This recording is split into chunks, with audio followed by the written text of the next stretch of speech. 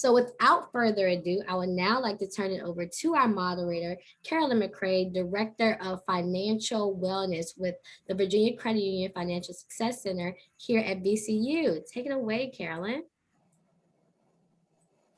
Thank you, Letitia. It is my pleasure to be here today, and I have the distinct honor to introduce our speaker for today's conversational fireside chat about taxes. Brittany Reiki is CPA and Senior Tax Associate here in Richmond with Kiter. She is a VCU alum, having received her post-baccalaureate certificate in accounting from VCU in 2016. She also holds a master's degree in mathematics from SUNY Cortland. She is a math and numbers whiz. She taught math for 7 years here in the Richmond area between LC Bird, Deep Run High, John Tyler Community College, and our very own VCU. And then outside of work and taxes and math and numbers, Brittany has got a wonderful husband, 2 very energetic boys, and a bomb dog.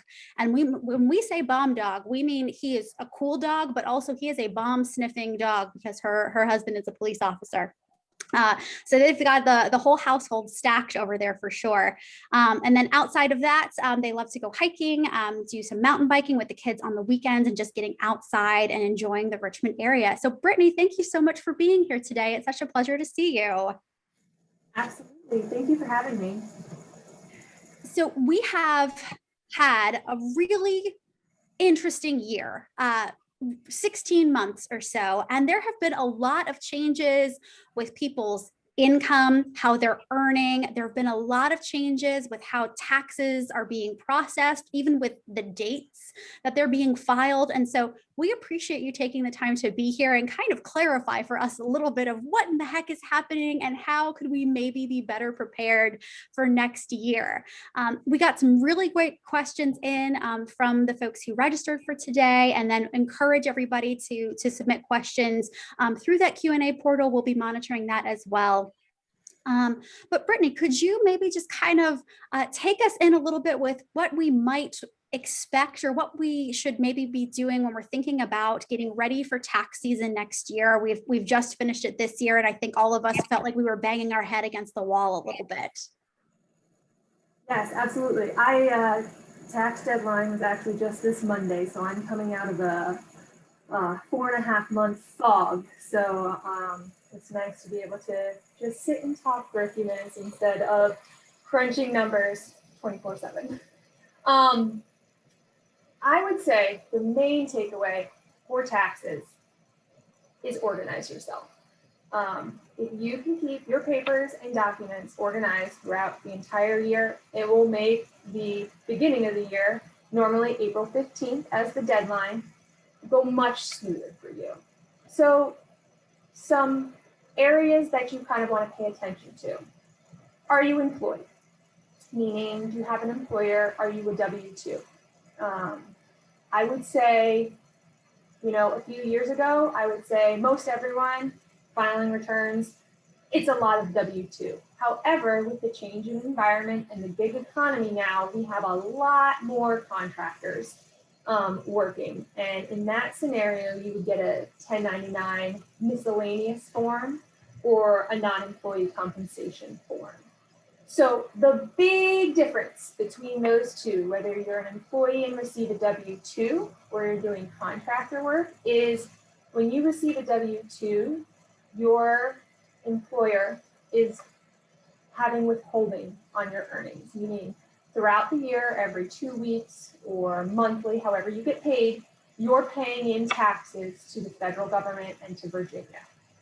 When you are working as a contractor, let's say 99% of the time, there's no withholding anywhere. And you are responsible for that for yourself on a quarterly basis. And that can be stressful, especially if you had always been a W-2 and now you're doing more contractor work, having to kind of juggle, oh, okay, instead of just, in my mind, I have tax filing at 4/15. Well, contractor, you have 4/15, 6/15, 9/15, and 1/15 into the next year. So it's something to kind of pay attention to. That way, come 4/15, you're like, I owe the government $20,000 and I could have been doing this over, quarterly payments throughout the year. So those are the two main things where you're generating, I would say most of us, the chunk of our income. Some other things, if you have a bank account, if you have a brokerage account, depending on how much money you earn in that throughout the year, interest and dividends, or say, with the Robinhood apps now, where you can buy and sell stocks easily, they will issue a 1099. And a lot of that is all electronic, so it's not going to come into the mail anymore. It's just going to pop up in your app or pop up in your email. Keeping track of those, I want to say $10 is the threshold on where they would have to send you a 1099. So if you didn't earn more than $10, for example, like in my savings account, I'm not earning more than $10 with interest in savings accounts these days. So I kind of like, okay, I don't even need to pay attention to that account. I'm not getting any tax information from there for me. Some other areas of income, if you own your own business, and we can get into a little more in depth with that later, but being organized if you have your own business. And the fun part is deductions you could take on your tax return to maybe bring down your taxable income. I just pulled this up, for 2021, our standard deduction for individuals is $12,550, and for married, filing joint is $25,100. So those numbers have increased greatly since about 2017, 2018. For me, for example, I'm a W-2 employee. My husband's a W-2 employee, 2 kids. We take the standard deduction because we don't have enough. We don't generate enough real estate tax, personal property tax, mortgage interest, or contributions throughout the year to get us to, the standard deduction. However, we still kind of keep track of it. So things that you might get are, if you own a house, you get a mortgage interest statement. The interest you pay is deductible. So I would keep that. They'll send you a form around February. If you pay personal property tax or real estate tax, depending where you live, kind of keep track of that. And if you make any charitable contributions throughout the year, that can be deducted as well. Again, depending on what that totals to, it makes more sense to take the standard deduction. But those are some things to maybe keep in mind. Okay, I should kind of just keep track of this throughout the year. That way, when tax preparation time comes, you can kind of look at your list. Okay, do I have this? Do I have this? And again, organization is key. It will make life much easier. On April 14th, you're trying to file your taxes. Do you think that for next year, we will be back to that regular filing schedule of mid-April? I think so. The reason they ended up extending it is because some of the bills that were passed were retroactive, so the IRS itself just wouldn't be able to update everything in time. But I'm hoping for a 4/15 deadline to get everyone back to normal, because it was very confusing, because sometimes the federal government will extend, but the states don't necessarily change their date. So it's nice kind of just being like, all right, 4/15 and we're done. Brittany, you touched on a couple of things there that I'd like to expand a little bit more, and we're getting some questions in. So I know our audience is definitely interested in everything that you're touching on at this point. You have mentioned the difference between the W-2 and 1099 with that contracting work, that we're kind of living in an era where there are a lot of people who are in the gig economy. They, maybe they have a full-time job and they have a side hustle. For those individuals, recognizing that now we are in May, right, of the year where we're going to be filing taxes, if you maybe have a side hustle, if you're doing some of that gig work right now, and you anticipate you're going to get a 1099, or maybe this is new to you and you're just kind of starting in on that contractor work, what would you recommend for folks to make sure that they're prepared for filing for next year or even for next quarter? Okay, so next quarter, second quarter payments are due June 15th. So that's less than a month away. So this is just a general suggestion. Not everyone is going to fall in this scenario. And I'm generalizing here. I would take a look at, if you don't have any withholding, you are only a gig worker or a contract worker, you only have 1099 income. I would take a look at the income you've had this year. Your tax rate, again, it can fluctuate, but to play it safe, you could say, okay, I'm going to fall in that 25% bracket. So say we're halfway through the year. I'm using very easy numbers here. I'm halfway through the year, and I think my 1099 income is going to be 20 grand for this entire year. I would make sure you pay 25% throughout the entire year. So in taxes throughout the year, $4,000. You split it into four, maybe make a payment of $1,000 for your second quarter payment. Again, that's very generalized. I'm not taking into consideration if you already have a W-2 with withholding already, but you could kind of take a look at what you make, and I'm just picking 25% because that's a nice number, but you can look on your tax return and it should document what percent bracket you fell in last year, and you could default to that for this year to make sure you're covered appropriately. Fabulous. Thank you so much.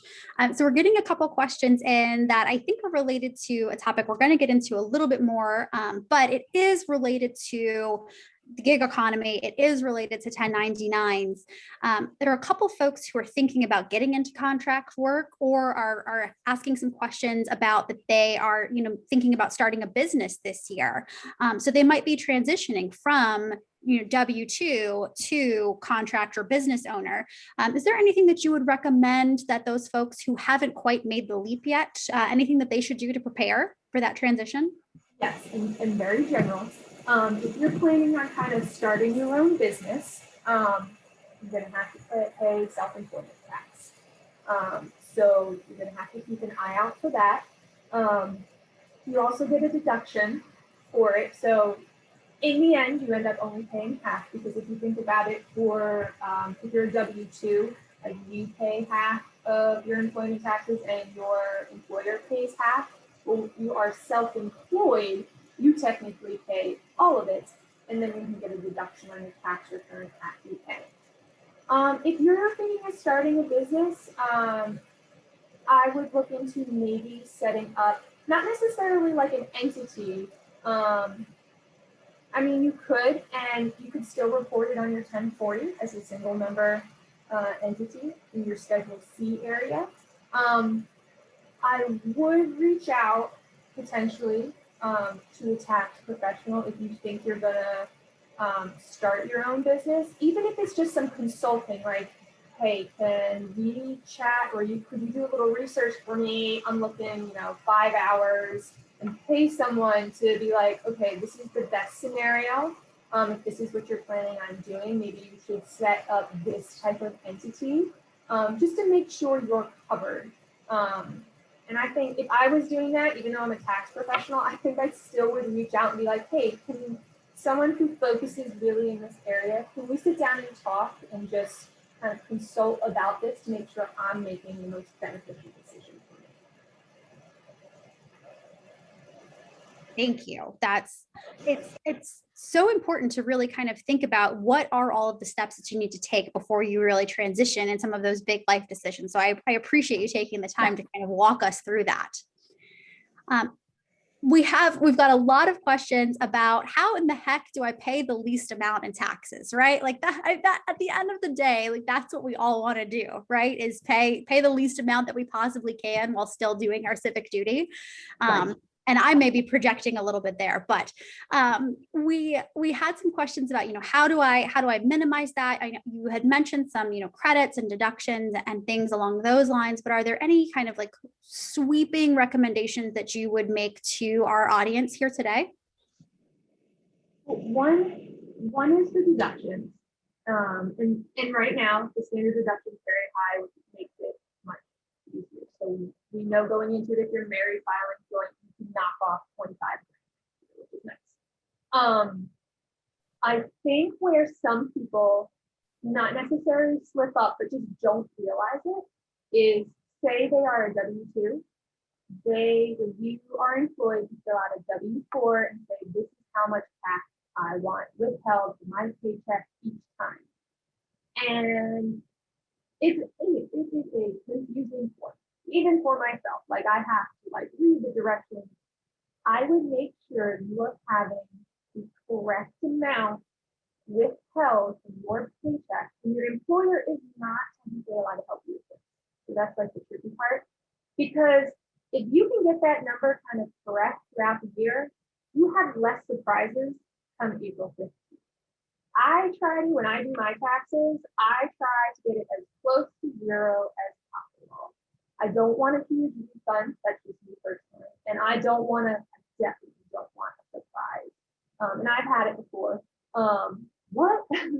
I don't want to pay $5,000 right now. What happened? So I think if you are having withholding on your W-2, make sure it's an appropriate number, and I feel like that can bring the stress down a lot. Just knowing that you're prepared going through the year. Because I would say the majority of people, they think about taxes from April 1st to April 15th, and then don't give it another thought throughout the year. And if you can kind of try to change your mind frame on that and kind of do quarterly check-ins with yourself. Hey, am I having enough withheld? Am I paying attention to the deductions I can get or credits I can get? If you have children, there's a child tax credit. There's some benefits to certain health insurance you have. If you have an HSA, those could be beneficial to help reduce the taxable income. I know for me and my family, there was definitely a period of time where both working adults in the household were claiming each other. And so we ended up with a tax bill at the end of the year because we both had claimed each other as part of our family. And that was it really was that whole, we needed to check in with each other and say, how have you filled out your forms with your employer so that we could be better prepared. Brittany, we are getting Sorry. Oh, I'm sorry. I just wanted to add one thing. With your W-4, if you fill it out and you're whoa, they withheld so much tax, you can go and then turn in another W-4. It's not a one and done deal. You can keep turning it into your HR and be no, I'm just trying to adjust to the perfect number. So don't think once you fill it out, you're set. You can absolutely turn another one back in. You can practice with your W-4s until you get it to the right place. Okay, that's a great tip. Thank you so much. That's something that my family could definitely have benefited from a couple of years ago. So we eventually got it worked out, but it took a couple tries. We are getting some great questions in. And so want to make sure that we're kind of, going along and making a little bit of sense with what we're already talking about. So we've talked a little bit about some of the paperwork needed. We did get some questions from folks who do have bank accounts that are earning some interest or, have additional, HSAs, health savings accounts, or, they're getting some of those forms when they are paying student loan interest, things like that. Can you talk a little bit through, I know that's kind of goes back into that organization piece, but can you talk a little bit about what those individuals, is there anything additional that they should be doing to be better prepared for filing if they are getting some of those forms? Hold on to them. If you have an HSA account, you will be getting a tax document, and that information will go on your tax return. What will go into your tax return is how much is in your HSA account, how much you withdrew that year, and was it for qualified medical expenses, and how much your employer put in and how much you put in. And the HSA, I could go off on an hour-long tangent about HSA, but it's a great tax vehicle it's the only thing that is tax-free going in, it's tax-free growth, and it's tax-free out as long as it's for qualified medical contributions. So that consists of when you get older, and you need, you know, lots of medicine, like when you're over 65 and, you know, medical bills come more, unfortunately, than when we're younger. The HSA is a great vehicle, especially if you're younger now, relatively healthy, don't really go to the doctor that much. I think it's a great tax planning tool to have. You mentioned one other thing. Oh, HSA, we have a lot of alums on the call. And so, you know, they might be getting some documents related to student loans or interest that they might be paying on student loans when they're paying that back. So the student loan interest is not as generous as it used to be. And it has changed like every year for the past 3 years.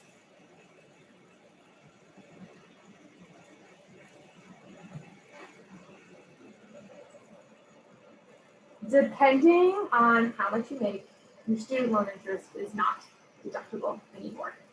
So, and I feel like the threshold of income is very low. So a lot of people kind of lose out on that benefit now. When you prep your tax return, say if you're using an H&R Block or TurboTax, they'll still prompt you, or did you get a 1098-T? It doesn't end up on most returns going anywhere anymore, but it's still a prompt that they ask. In my fancy tax software, it's still an area to put in case I'm working on a client who falls below the threshold. But I would say more often than not now, student loan interest is not deductible.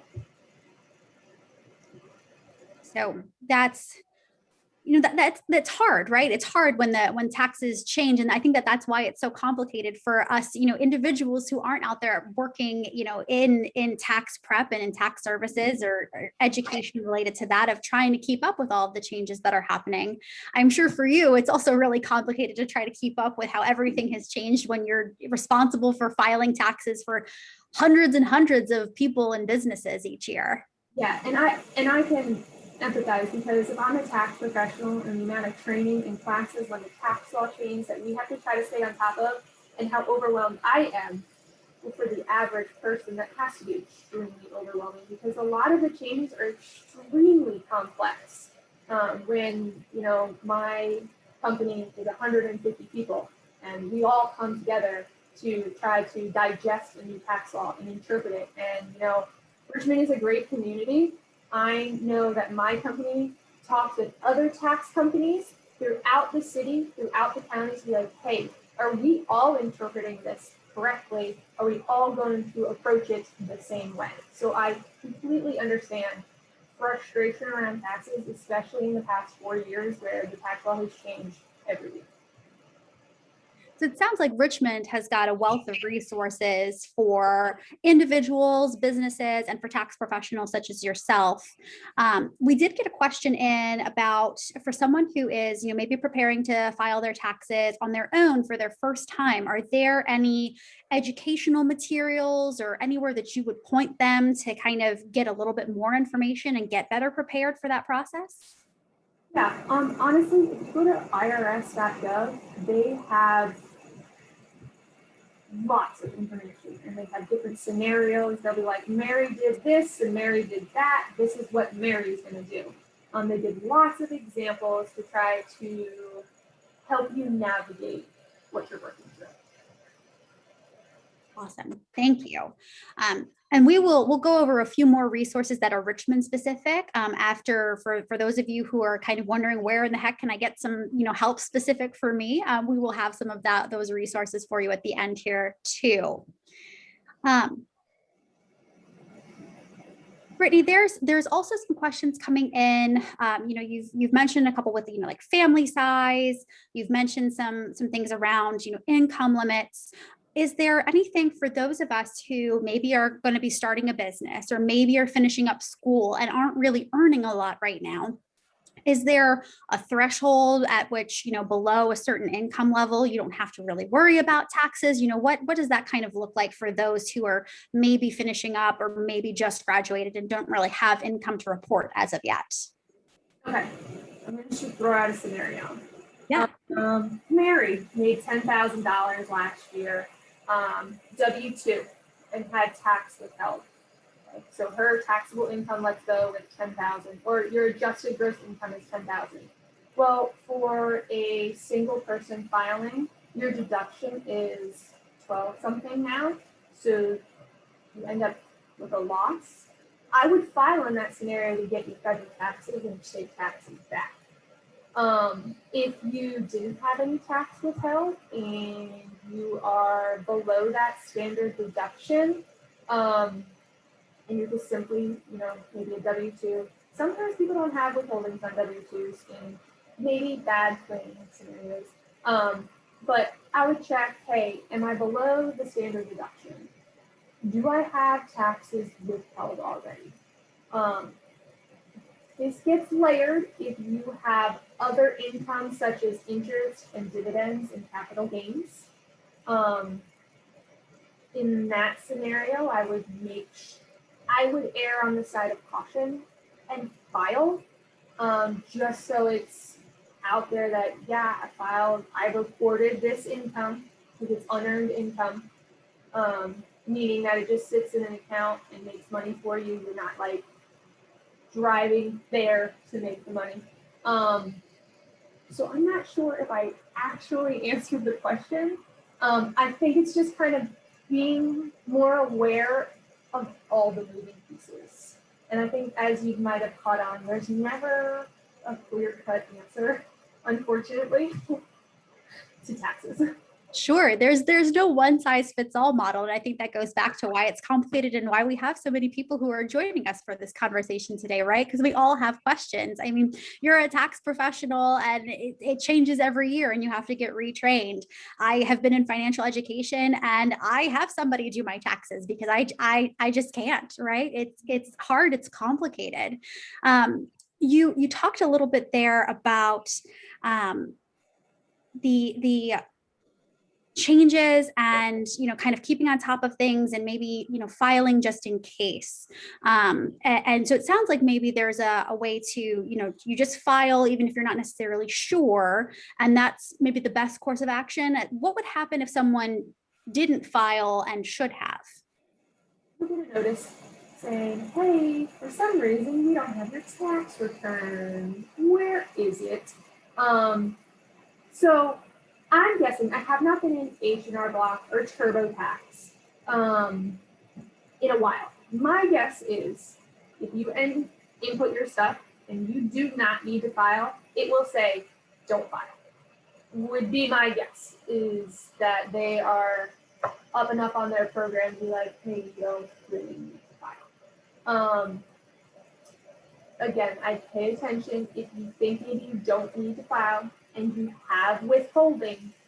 I think it would be prudent to maybe file a return or at least go through the process to see if you're going to get a refund of that money, because I would want my taxes back that I paid in if I didn't actually have to. Now, I ran into a client. They had a whole bunch of other stuff going on, but they had this random W-2. So like they had stuff, there was an estate, but at the end of the day, they had this random W-2 for someone who had passed away. It was under the filing threshold. There were taxes withheld on it. And we were like, you don't have to, but you could file this and get that money back. And that was $1,300 back in her pocket. Didn't need to actually do the return, but we were like, you can get this withholding back, and who doesn't want $1,300 back in their pocket? Yeah, well, and I know that with at least online filing systems, a lot of them will allow you to kind of input everything and not necessarily submit. So you can kind of get a sense of, are there other documents that you need, or are you going to owe, or are you going to get something back? And you can kind of have that in advance before you actually have to, reach that filing deadline. Right. And I want to say that the past 2 years have been an anomaly. But most everything tax document wise, I believe, needs to be sent out by like February 15th. Like it needs to be mailed. So like between some go out this January 31st. So the month of February, you really should be getting all your tax documents, whether it's in the mail or in your email. You should have it there. So you can essentially like March 1 file and get it over with if you were proactive. So for everybody on here who is a regular W-2 and, not doing that 1099 quarterly filing, we're going to be checking back with you. We expect that you file your taxes March 1 of next year, because now you're better prepared to kind of take on that hurdle, take on that challenge. Brittany, we talked a lot about how this has been, it's been an anomaly of a year. It's been an anomaly of the past 16 months. We did get a question. Are there any changes that folks should be prepared for? Any other major tax changes that we should be prepared for? We don't have to get into the nitty gritty, but one person is specifically asking about child tax credit, for example. I know that there's some big changes there. So are there anything else that we should kind of know what's coming down the pipeline? That's all I was going to bring up is the child tax credit. That starts July 1 to December. You have the option if your child is 6 to 17, then like 1 to 6, you're either getting 300 and 250 direct into your bank account twice a month, I want to say. The IRS is going to have a portal, and it has not. I'm actually in the middle of writing an article, and I stopped because the portal is not available. And there's no point in publishing an article unless the portal is available. That you'll be able to go on and say, yes, I want that cash 2 times a month. And then the rest of the credit you're going to be able to pick up on your tax return next year. The portal is going to allow you to be like, nah, I don't want any of it now. I don't want any cash. I want it all on my 2021 tax return, which is fine. It will also allow you to add children. Like for instance, I know someone who's having a baby maybe today, and she will be able to go in and say, hey, I had a baby and now have 2 kids, so I want the credit for my newborn. So if you have children or you are due anywhere between now and December 31st, you will be able to update on this portal to say, hey, I now have an additional child to claim this tax credit for. I would say that, to my knowledge, is the biggest thing changing in the next few weeks. And I'm doing a blog post that you guys will be able to find online. And I'm sure if you just Google child tax credit in the next few weeks, there are going to be hundreds of articles on this because it's a huge change for millions of people. Yeah, absolutely. This is such a big change. It's really going to help families. For those of you who are trying to get to the portal right now, I know it's not up yet, right, Brittany?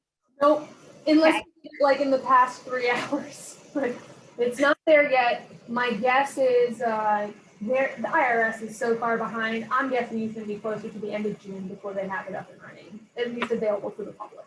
So I think in the last press release that I saw, the Secretary of the Treasury was asking for everyone to have patience while they got the portal up. So folks who are on our call today, just give it a little bit of time. It will be up there for you to go in and make any, family changes, household changes that you might need. So, but Brittany, thank you so much for the rundown for that child tax credit. That is such a huge change.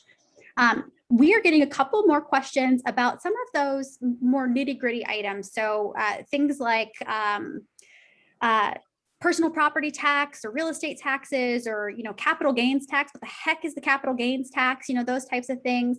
And even things related to, maybe mortgage interest or charitable contributions. So can you talk a little bit about what folks might need to have ready or kind of prepare for if they're expecting any of those particular items this year? So for personal property tax and real estate tax, with one of the tax changes in the past few years, it's taxed at $10,000. For Virginia, at least in this area, we don't run into real estate taxes getting taxed too much at $10,000, but for the person who's on here from Rochester, New York, you probably get taxed on the real estate taxes because taxes just so much more expensive in New York and other parts of the country. So your real estate taxes, you either pay them yourself and you will get a form from the county, or you pay them through your mortgage, which that number will be on your mortgage interest statement at the end of the year. Regardless if you're paying them yourself writing a check or if it's going through your mortgage, you either get a mortgage interest statement or information from the county.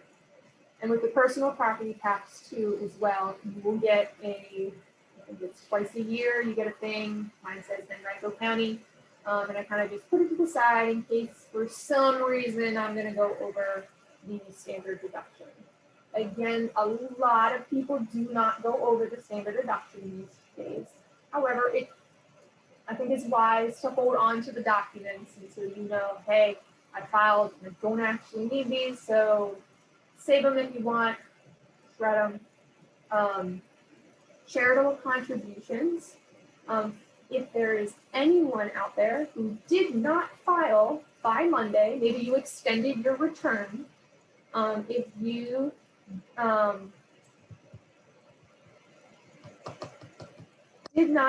if you took the standard deduction for 2020 and you made a charitable contribution up to $300, part of the Rescue Tax Act in the tax year said, hey, even though you took the standard deduction, we'll still give you $300 credit towards your taxes. So for me, I already filed my return, so I don't have to worry about that. I have heard rumblings that potentially that will stay the same or increase for 2021.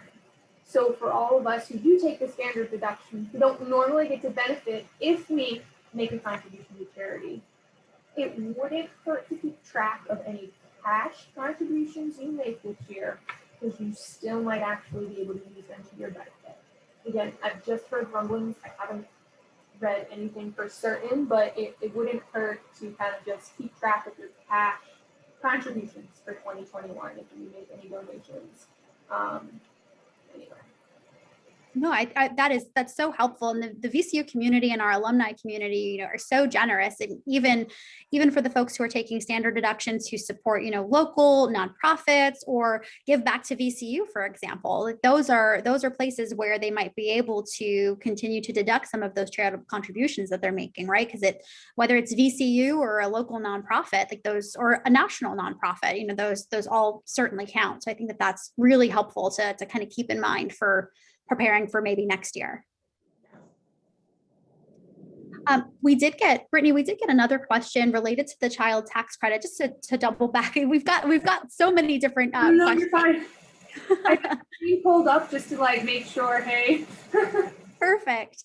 But we got a question about the child tax credit. Is that going to have any impact on deductions that someone might make or might take when it comes to actually paying for childcare, like paying for daycare and things like that? There is a deduction that's related to that. So would the child tax credit impact that, do you think? No-ish. Let me explain what I do. I have an FSA, a dependent care FSA, which means my employer takes out $5,000 tax-free out throughout the course of the year, which I believe with the new tax law that just passed, that increased to $10,005 you can do this year, tax-free, and I can use that money to pay my daycare. Normally, if it's just that $5,000, I take a look at the child tax credit and I take off that $5,000 because I believe normally the child tax credit is around $6,000. Well, I've already used $5,000 in it, so I have $1,000 left for that tax credit I can use. So the new child tax credit doesn't necessarily take away anything you could do with your dependent care FSA account. That will still run, they can kind of coincide to each other. That again can get very complicated very quick.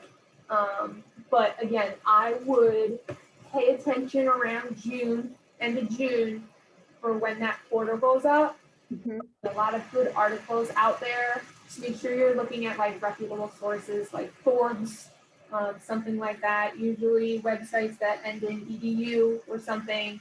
I would pay attention to that, and just they'll probably help you navigate a little bit better or more in depth. Perfect. No, that's so helpful. Thank you. And yes, we're getting to the last 15 minutes here. And to all of our attendees, you've had some really great questions. Want to make sure that we're answering all of them. So if you have one that's burning, please use that Q&A feature to send in any additional questions that you have for Brittany, because we've answered a few that have come in, but want to make sure that we're kind of talking about everything that's top of mind for you. Yeah. Oh, Yeah. Oh, go ahead, Brittany. I know I saw on the chat room a few times people mention capital gains, and I feel like this potentially comes into play with all the apps everyone has with Robinhood. I don't know why Robinhood is the only one I can think of now, but like it's super easy to buy stocks and sell stocks. Those are capital gains. If you hold a share for 1 year or less, that's a short-term capital gain, and it's a higher tax rate. Long-term is 1 year and 1 day and longer if you hold it. And those rates are usually, depending on where your income's at, 0, 15, 25%. So I feel like normally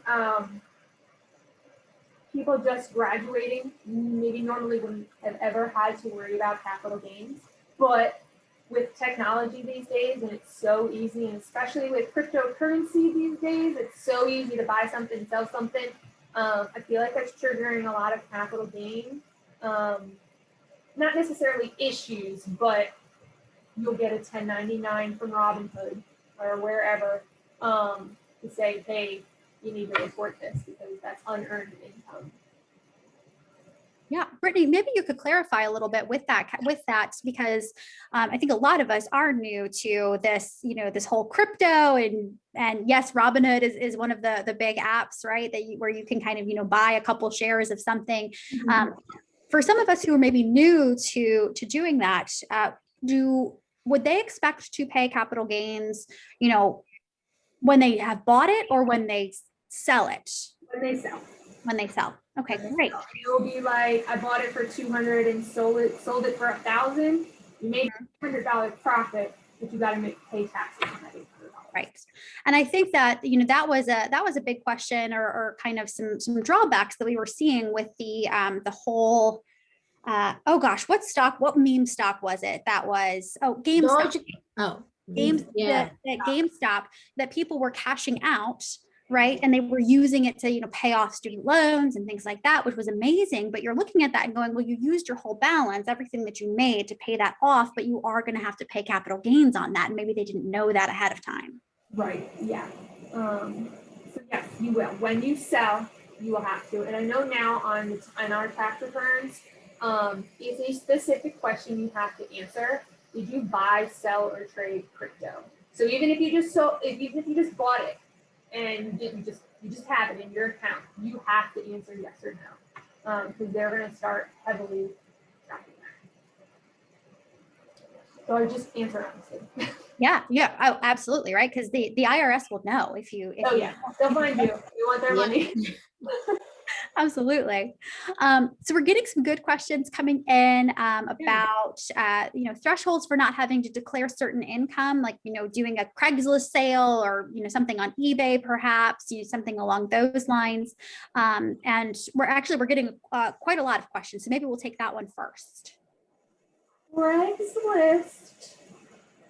I would err on no. Like if I have kids' clothes and I sell it on Facebook Marketplace, a whole bundle for $5. $5. I'm not reporting that $5. eBay, because that's more formal, they might keep track of it and they might be like, hey, you made this much money, you need to claim it. So I don't have a clean cut answer there. If you are selling on eBay as a business, absolutely, you have to report it. for sure.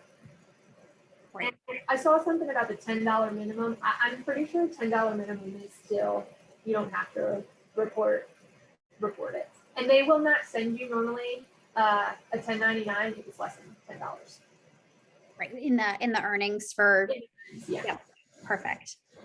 That's great. So basically what I'm hearing is, Craigslist, it's kind of like cash, like person to person, kind of like a Venmo transaction perhaps, or something along those lines. But some of these other sites where it's a more formal process, that's definitely going to be considered taxable income. So the neighbor down the street who mows your lawn, if you're paying them in cash, like it's probably, not necessarily reportable income for them, is what I'm hearing. Unless they have a business set up. Unless they have a business setup. Okay, fabulous. A little side hustle. And still with the eBay, it is questionable. Like, I think you have to ask yourself, are you doing it as a job? Like, are you doing it as a full-on side hustle? Could the IRS come be like, this should be a business? Like, could they track you down? I think you just need to ask yourself, like, if I sold something on eBay, like my KitchenAid mixer, a one-time deal, and it's just me, I'm probably not going to have to report that. But I think you just need to ask yourself the question, in what capacity are you doing it? Great. I think that's so smart. We have one question about specific deductions at more, age targeted. Are there specific deductions for seniors? We talked about the child tax credit, but are there any other specific deductions that we should kind of be aware of, by age or income level or anything like that for our attendees today? If you're older generation, medical and dental expenses, long-term premium care expenses. Now, medical, I'm looking at the form right now. It would have to be all your deductions for medical and dental to get the deduction would have to be greater than 7.5% of your adjusted gross income. So if I made 100 grand, I need to make sure my medical and dental was over 7,500 to take advantage of a deduction. But if you are an older generation and you have lots of medical and dental, I believe you can add in mileage to and from a hospital. I would keep track of that throughout the year, even if it's just in an Excel spreadsheet, because that can add up quick. And it would be, if you can get the deduction for it, that'd be ideal. Sure. Yeah. Wow.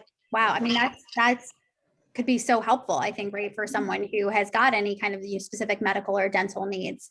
Are those, thinking about those deductions, is it the 7.5% for medical and 7.5% for dental, or combined? Total. So you Total. combine your medical and dental together. My gosh. So it's just kind of going into the rabbit hole, right, of that this can be really complicated. So it sounds like there's just a lot to be said for what you said at the beginning of this, being really organized, being prepared, kind of knowing what your income or expected income is going to be, what type of documents you're going to be getting. Are there any other, recognizing that we're kind of at our last couple of minutes here, are there any other, overarching recommendations that you would want to leave our attendees with here today? Yeah, if you identify as someone maybe who has a lot of moving pieces, and you do your taxes on your own, and it just causes you overwhelming stress, maybe think about reaching out to a tax professional who can kind of help you navigate, even if it's only for like a year or two, and maybe you're comfortable enough to take it back over. But I know, as we said, with the gig economy, people wanting to start their own businesses, nothing wrong for reaching out and asking for help. And there are a multitude of firms in Richmond who can help at any stage of life you are at with any business. We have lots of small local ones. We have all the way up to national firms right here in Richmond. And I know, Carolyn, you said that you had some resources for everyone for local Richmond. Yes, yes. We did get some questions about, where in the heck do I file and who should I be using and what do I actually do? And so wanted to make sure for all of our attendees today or anybody who's viewing this later that, we kind of cover, Brittany, it's still the case, right, that for filing directly with the IRS, if you're an individual, you get that W-2, you can still file your taxes just completely for free with the IRS. That's still the case, right? Yep. Perfect. So if you've got really basic taxes, you just get your W-2 and that's really it. And you feel confident in being able to find the information yourself or do that, you can always file for free. Richmond, of course, has a plethora of organizations where you can hire your own tax professional here. And for those of you who are thinking about, you're new to this and you're going to be filing online with maybe one of the services that Brittany mentioned earlier. There's a cost associated with that, but it's usually like maybe $100, something like that is what we're seeing from our students and alums who are using those types of services like TurboTax or H&R Block or their tax slayer, those types of things. So we want to make sure that you have the information of, yep, you can always just file for free. If you are below a certain income as well in Richmond, there is through the United Way, there is a volunteer income tax assistance prep service, and they're usually available in March. And a lot of our VCU tax students will go and volunteer to actually help with making sure that you're filing your taxes. So if you're looking for some assistance and you're below a certain income threshold, that is another resource that you can always look at and get connected with a VCU student or other volunteer who really knows their stuff and can make sure to file those for you. With the last couple minutes, I just want to say, Brittany, thank you so much. If we didn't get to your questions, I'm going to put up our contact information here. I know Brittany is available on LinkedIn, so you can, of course, connect with her if you want to chat more about taxes. We have the Financial Success Center here at VCU as well. And we do have individual financial coaching available for our VCU alums. And we're not tax professionals like Brittany, but we can help you with determining what resources you might want to use in the future. But Brittany, thank you so much for this wonderful conversation. I know I learned a lot. It looks like from the comments coming in that this was really valuable information. So we're probably just going to have you back like, every 3 months or so, right? Make sure that everybody's filing their quarterly. June 15th. June 15th, absolutely. And then March 1 for all of our folks who are W-2s, right? So yes, get it done early, no stress. Absolutely. But thank you so much for taking the time and all of this valuable information about changes and what we should be doing to best prepare. And I will kick it back over to Letitia to take us on home. Yes, thank you, Carolyn, for moderating today's conversation, and to our wonderful presenter, Brittany, for your knowledge and expertise on all things taxes so that we can be best prepared for 2021 filing. If you enjoyed today's conversation, we encourage you to register for our last webinar in the Adulting 101 series, June 22nd, navigating the virtual job market, that you should now see linked in the chat. And lastly, everyone should now also see a link to a short survey so that we can get feedback and thoughts on today's event and how we can best shape our upcoming events. If you aren't able to grab the link before we end today, we will also be sending it out via email within 48 hours along with the recording. We do have about like 3 minutes. I didn't know if, maybe we wanted to take one more question or anything, get the most bang for everyone's buck that is still on the call. Let's see here. I see that there was a question that we did miss earlier in the Q&A. It was in the beginning. The interest earnings in my bank accounts in total is more than $10. What should I be aware of in such case? Which they said, not sure if this is unfortunate or fortunate. So if it's over $10, you have to claim it on your tax return. Okay. If you already filed, the worst thing that's going to happen is the IRS is going to send you a letter and say, hey, you have $11 of interest in your Bank of America account. And you'll be like, sorry, here's the immaterial amount of tax I need to pay on that. So if you filed already and you missed that, they'll probably get you a notice. They're real behind right now, so it could be months from now. If you haven't filed already, you would need to claim that interest on Schedule B. But when you do it, it will prompt you like, do you have any interest income? And you just write down the name of the bank and how much is in that account of interest, not like total. Great. Thank you. Now, we have so many more questions that are in there, but like Carolyn said, feel free to reach out to the Financial Success Center. It is a free resource for alumni and for students, so definitely take advantage. On behalf of VCU Office of Alumni Relations, the VCU Alumni Recent Graduate Council, and Virginia Credit Union Financial Success Center at VCU, thank you for joining us and have a great rest of your day. Thank you all so much. And thank you again, Brittany and Carolyn.